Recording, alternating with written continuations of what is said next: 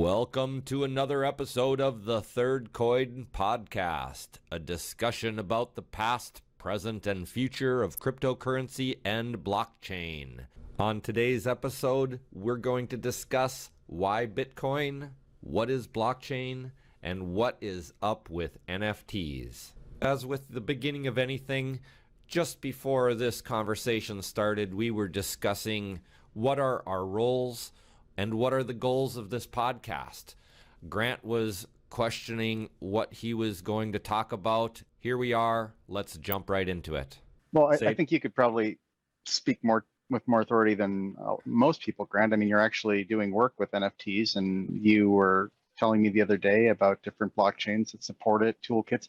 You were recommending a toolkit on one blockchain, and your client wanted to go with a newer blockchain and build a whole kit out on, was it Chia network? They wanted to do that on, and that was surprising since there's an existing ecosystem on the other. And yeah, there's an ecosystem for doing NFT development, and Ethereum is currently the Cadillac for doing that.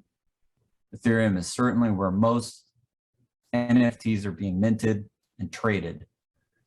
Now, how much of that trading is real, right? Is it where money is being lent from one person so that they can buy an NFT at some inflated price, and then the money is rapidly returned back to the person that it originated from? Via other sources so that it's not traceable. Traceable is traceable on Ethereum.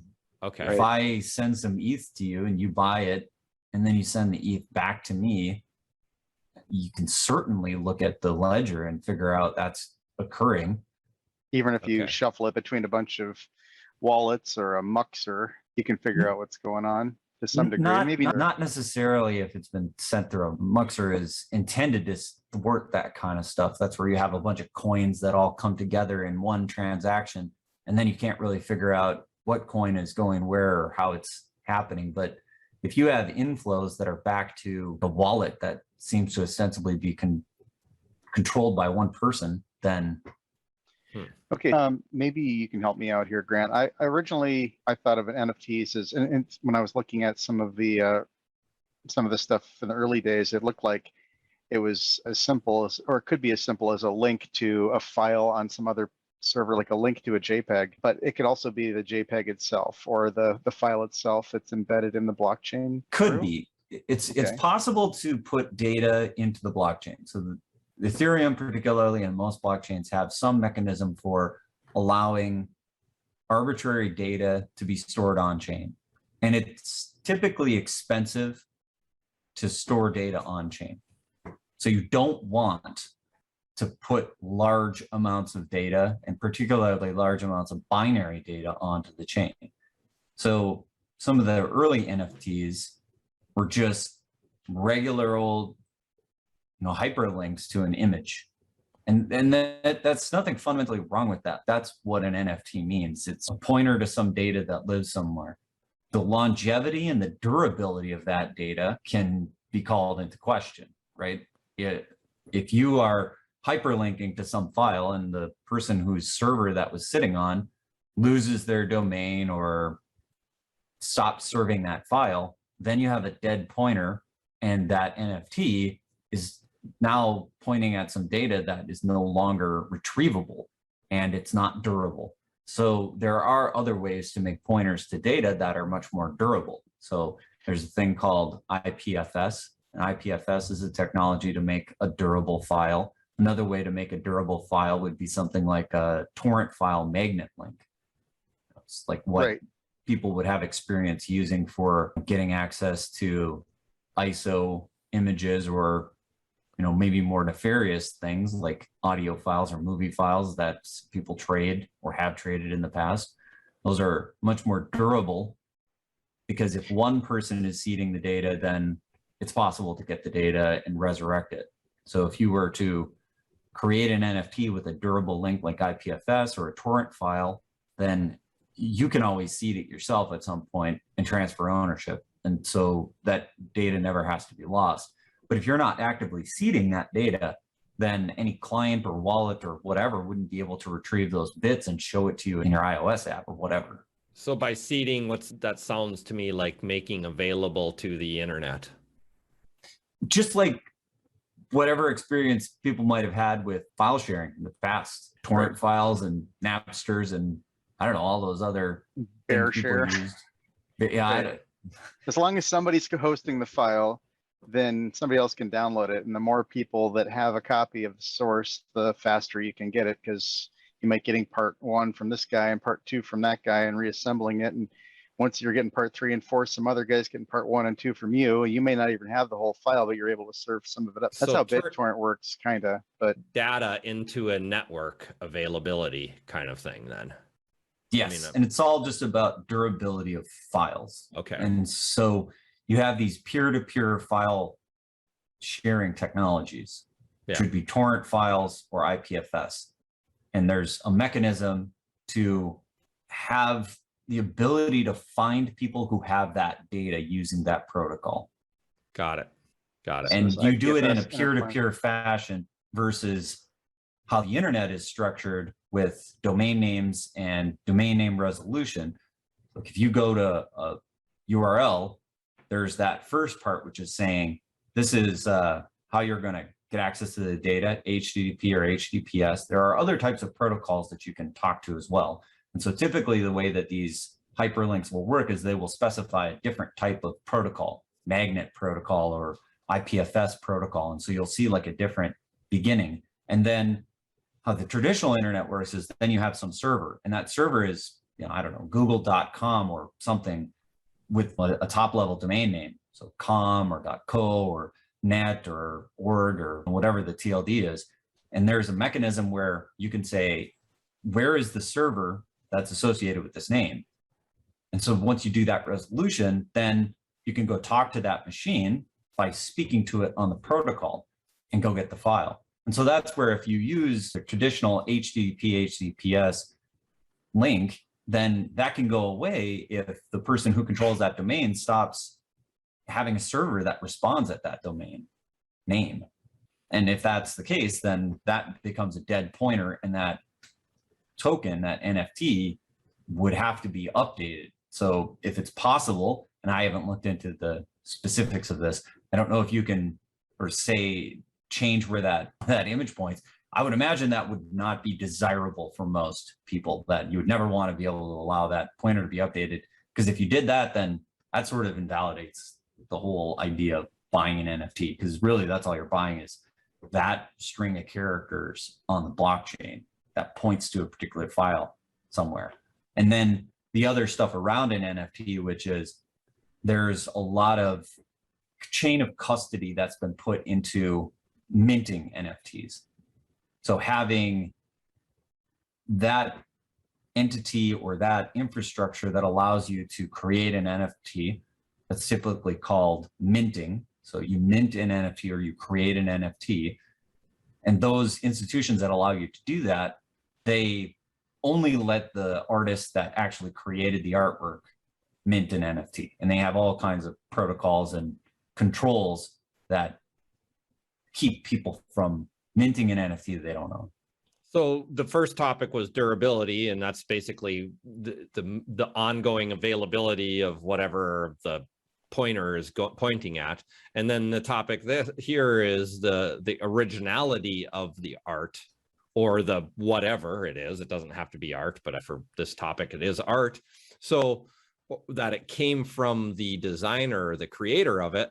But then what keeps the creator from letting that go to be sold as an original NFT to other people that don't even know that that art was already sold to somebody else? Typically, they don't transfer the ownership of the art at all. That's not really what's happening. You can think of this like a trading card. Trading cards, they don't create just one. There may be some different levels of rarity, Pokemon cards or Magic cards or sports cards. They would create some number of these at some point, and I might have one, you might have one, but there might only be 20,000 of them. And so the relative rarity of certain types of things is just controlled by how many copies there have been created. I think within the space of NFT, you really don't know how many copies have been created unless you were to do some kind of reverse image search. And a lot of times when you see these collections that get created, they make these variants, which are just alternate colorizations of, you know, the image. It's like they create an image of something, and then here's one with a green shirt on, here's one with a red shirt on, blue shirt on, purple shirt, and they're very similar except for maybe some minor color variations. And then some of them are just completely random generated, like the ETH punks or whatever it was that was first generated. Those were all just randomly generated clip art.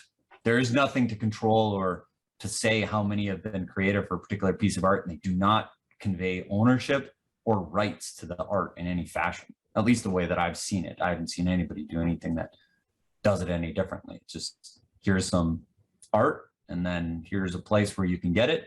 And whether you have some sort of authenticity associated with the minting of that is largely controlled by the organization that minted that NFT to begin with. But there's nothing that governs that fundamentally.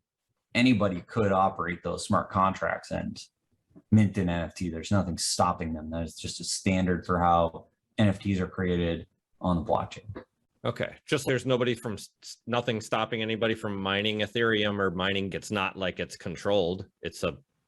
These are open networks. They are open, permissionless, trustless networks. It's the whole idea about blockchains is to make them open, permissionless, and trustless.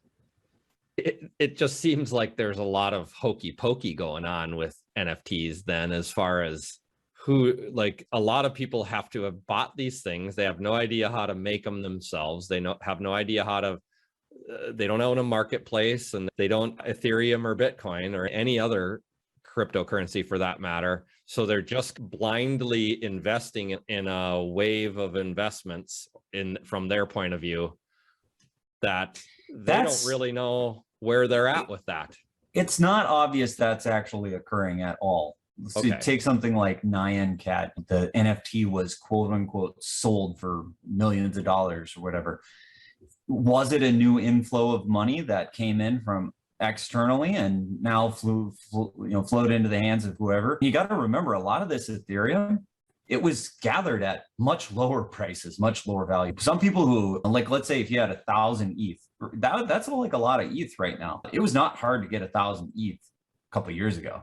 I mean, ETH was trading for $1, $10. So you could have acquired 1,000 ETH, no problem, just up until very recently. And for some people to just play some games with moving ETH around and say an NFT was sold for 100 ETH, and that would be $4 million or whatever, or $400,000, whatever that would be right now. It wouldn't have been hard to just transfer it, say it was sold, and then you have a record on blockchain of that being sold for a certain amount, and then to send that 100 ETH back to the person who originally had that 100 ETH, and you've just done this sort of wash trade where the value of that thing is whatever it sold for last. But I don't think that really holds in this case, because this is just this kind of funny trading that's happening, and there isn't really a good way to keep track of what's happening. This is part of what's happening with the legislation that's been proposed recently in the US to make these sorts of transactions more auditable and required to be reported and for obvious reasons. So that in other words, there's people that, except for in ETH, they're not millionaires in any other standard of measure, but they may have thousands of Ethereum because they got a hold of it 5 years ago. Yeah. Now so then that leads to the actual market. What would it take to, in the conversation we were started at before we started recording was, what is the flow of Ethereum right now, and what would it take to actually move the Ethereum market? If somebody dumps 1,000 Ethereum, does that change everything? Well, and this is how all asset markets work fundamentally. That's about, is there new money flowing in chasing an asset? There is money flowing out. So if you look at the stock market, these things are more regulated, and all these things are reportable and visible because assets being traded through the stock exchange, there's like a mechanism for looking at those things and seeing how it's working. So I buy a certain stock that drives demand, that should drive the price up. If a lot of people are buying, if a lot of people are selling, then the price should be falling. So, but there's a lot of problems in that markets too. Is there really 20? What is all of the Tesla stock put together is worth like some ridiculous number right now? Over $1 trillion now. Yeah. I mean, you do this calculation that says was the last trade price, and then all shares are valued at that amount. Yeah. Unless Elon dumps 10% of his shares, then it might go down in half.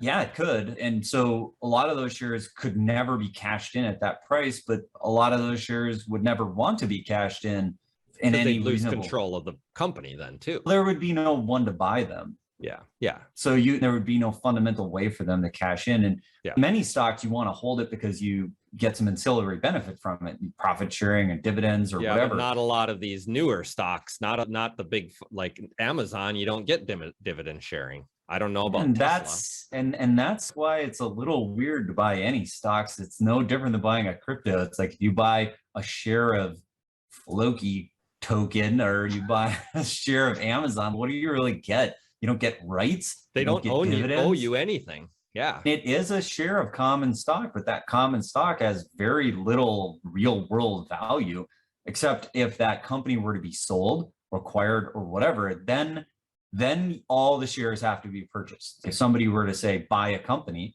you have to buy all of the shares to own that company. You can't buy a part of it. If you're buying the company, you have to buy them all. So this is the point at which some things become valuable, and oftentimes in private assets, that's when things become valuable. To keep this grounded in the world of crypto, looking at inflows and outflows. So on-ramp is really important in crypto. On-ramp means you're bringing in value from outside the world, right, of crypto. So if blockchain were confined and within its own space, then we could trade crypto for outside things. Let's say you wash my car. I could give you some amount of BTC for washing my car. And we could keep track of that and just say, this is currency because you and I both call it currency because you want some BTC and you have a service and you're willing to do it. So that's fundamental interchange, no problem with that. But when you start to have exchanges, and this is no different than any of the currency markets, now you can start to talk about what is really happening here, right? If I sell you some crypto and I gain something that has value in the outside world, we can say that was an inflow, right? Like I traded real world value for crypto. And so now the crypto market has increased in value by whatever that inflow was. And the inflows and outflows are typically tracked by various on-ramp entities. And these on-ramp entities are the fiat interchanges, right? So it's like Coinbase or Kraken or whatever that has the ability to take your USD and swap it for some amount of crypto. So if you're, and there are ways to track what's happening from an inflow perspective and outflow perspective. So if you see a lot of people selling and dumping and trying to get into fiat currencies, US dollar, euro, whatever it is, pounds, then or into stable coins, then you know that there's something afoot, right? That there's some thought that the crypto market is about to go down in price a lot because people are trying to get out of these assets. Also the typical market that some people started that reason, maybe because they just wanted to buy something. Everybody else saw that the market started to change and was like, something's up, we better do it too. And that's the emotional aspect of all markets too. But the weird thing is you don't have to sell anymore. This is the whole DeFi thing now. And in a lot of the ways that people hold assets, they don't really sell the asset. What they do is they borrow against the asset. So that's what a lot of the distributed finance is doing as product is saying, hey, we'll take your asset as collateral for a loan, and then we'll give you whatever it is that you actually want. So you can take out a loan against your BTC or a loan against your ETH and then get a loan against your Amazon stock, because that's what he's doing for sure. Yeah, that's like asset-backed lines of credit.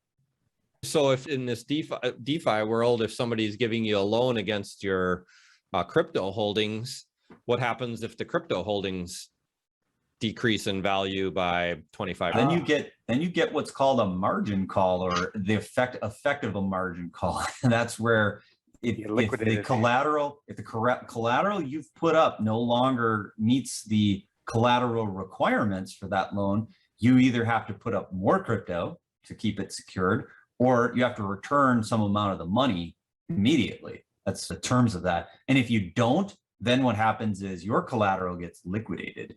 Yeah. They sell it at whatever price. You might not want it sold, but if you don't meet those requirements, and this is no different. That's part of your contract when you borrow that money. Yeah. And this is no different than how like margin trading works in stocks. So a lot of the things that are going on in the crypto space have, original theory based on how stock market stuff works, because it's asset trading. And so crypto acts like assets. So back to that last question of Ethereum, how much would it take to move the Ethereum market? There has to be major players, major stakeholders, right? That could, in theory, they have so much that if they really wanted to sell a large chunk of what they had, sell it off, they wouldn't be able to, or they would make just a substantial move in the market. Is that still just a totally real world scenario all the time with these crypto coins, because there's not that many of them compared to other forms of assets?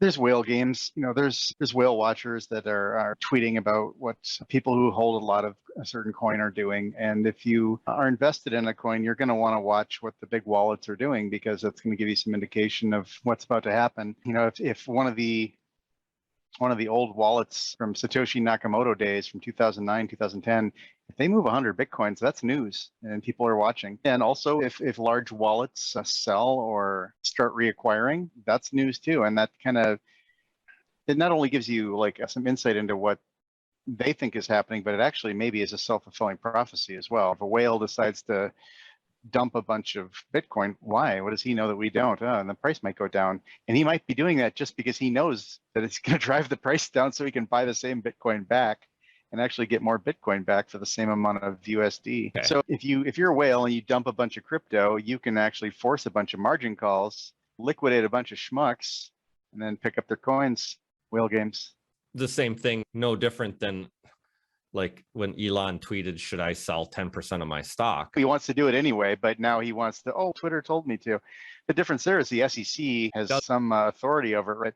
There's no, crypto's a wild west. You can do whatever you want. Whales can play whale games. There's nobody going to tell them they can't, at least not yet. And should there be controls like that in the market? I don't think so. No? I like that it's the Wild West. Maybe the crypto game isn't for everybody. You're your own bank, but you also, with that freedom comes responsibility to know what you're doing. And I think education is the key there. And maybe once there are like centralized cryptos, like Ripple XRP has centralized servers. It has a 4-second settlement time. That's because it's centralized. And there's Bitcoin SV, Craig Wright, fake Satoshi's Bitcoin. He can go and redeem lost coins. Things can be built into cryptos, and you can decide to vote with your money if you want to participate in that ecosystem or not. One thing I think a lot of people like about Bitcoin is that transactions are permanent and they are not revocable or reversible by any government and there is a finite quantity, which certainly countries in third world that have had problems with the governments doing that are really interested in that, I would think. Right. Some people want China's moving to a digital currency, and they're going to have those kind of controls in place. If somebody says the wrong thing or says the president looks like Winnie the Pooh, they drain their bank account and harvest their organs or whatever. Last question I had, because I was thinking about this the other day, how far away are we where a person can just live with using their cryptocurrency solely as their only source of currency? I'm not sure that most crypto acts like currency. It acts like assets. And I think with the rise of DeFi, even more so, the whole thing is you buy some crypto when you need to go buy milk or bread.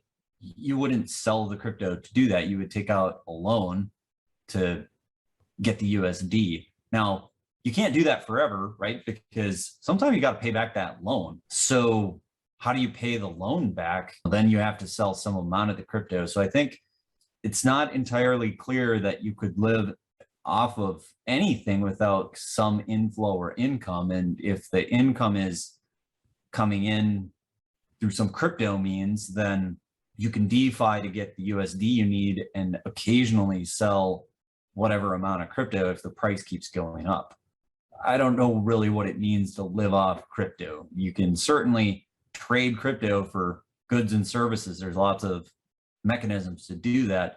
And fundamentally, they all just collapse into you can sell it for fiat and then do whatever you need to do. I mean, can you live off crypto? It depends on how much you have and how long you're going to try and live off it, I suppose.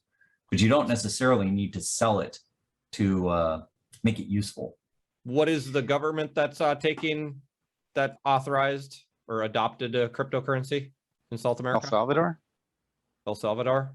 Yeah, El Salvador made Bitcoin legal tender. And they're using, yep. And they have they've implemented the Lightning layer 2 protocol so that people can buy a Big Mac without paying more transaction fees than 10 Big Macs to buy the Big Mac. It's an interesting experiment for sure. Okay. What did they do with their other legal tender? Any idea? It just exists. I would think they didn't pull all they didn't change it to their only form of legal tender. My understanding is that it's a kind of a dual system. Well, which is a total experiment then. Mm-hmm.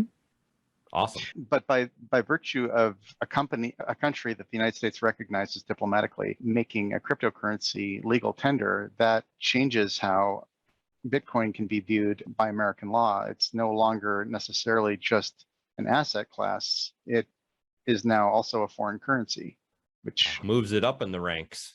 It could change, to have significant consequences to how taxes are applied. I mean, you don't tax somebody for owning Deutschmarks or euros. Sorry, it's euros now. I'm old. Okay. Yeah, no, that's interesting.